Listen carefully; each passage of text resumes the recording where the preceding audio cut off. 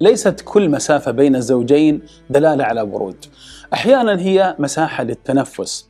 المساحة الآمنة تعني أن أسمح لك أن تكون على طبيعتك دون خوف من النقد أو التقليل من قدرك، أن تشعر أنك تستطيع أن تتحدث دون أن تحاسب على كل كلمة.